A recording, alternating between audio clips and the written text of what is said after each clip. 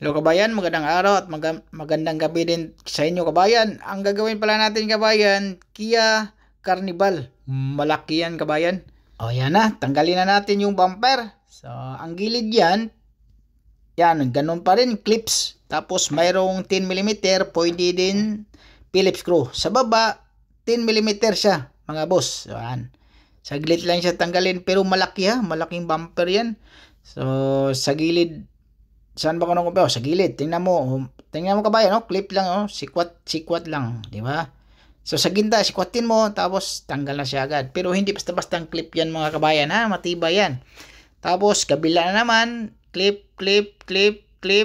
Ganun lang kasimple. Tapos yan, Phillips screw. Ang ginamit ko na Phillips screw kabayan, letter A lang, saglit lang tanggalin lang din. Pero pag may mahirapan ka, tin. Pero yun nga, clip, dahil saglit lang naman, hindi naman gaano matibay yan.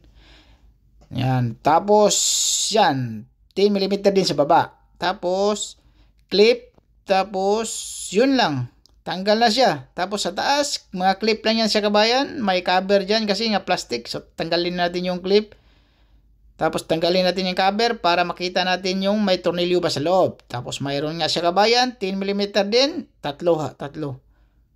Tapos, yan.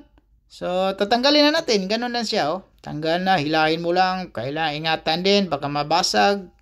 Importante kasi palit bumper yan kabayan. Basag yung bumper na yan kabayan. Saan ba yung basag yan? Nakalimutan ko na saan yung basag yan. Basta basag yan siya kabayan.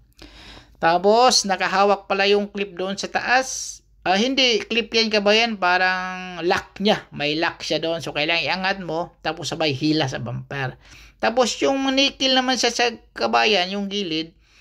Saka dapat hiwalay yan, pero mas maganda yan pagtanggal ko kasama na. Pero pag magkabit tayo kabayan, hiwalay na yan, tatanggalin ko yan, hiwalay natin yan, panghuling kabit natin yan. Tapos yun, ganun lang kasimple tanggalin kabayan. So nasa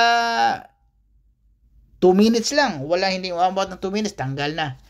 Tapos mayroon tayong sa heater yan sa kabayan, ha. So tanggalin natin din.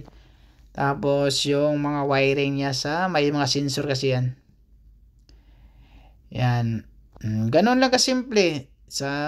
Yung wiring, tanggal lang pala. Tapos yan, sinabi ko kabayan. So, bago na yung bumper na yan. So, kinabit na natin. Yan, panghuli na yung nickel sa taas. Yan, lock lang yun siya. Tapos, yung plastic. Yan.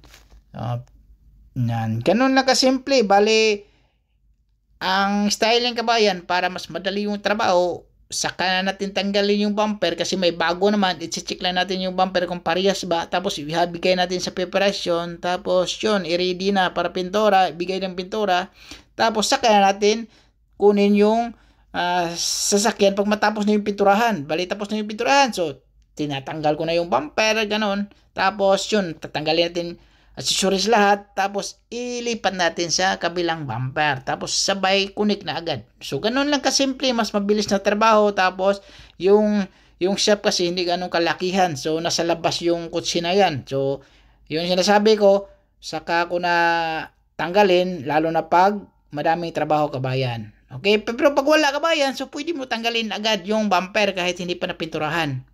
Ganon lang yon. Okay? So, kabayan, huwag kalimutang mag-subscribe, kabayan, ha? Tapos, subscribe, tapos paki-follow din yung natin, yung Facebook page natin. At maki-like, comment, kabayan. Huwag kalimutan. Okay? Maraming salamat, kabayan.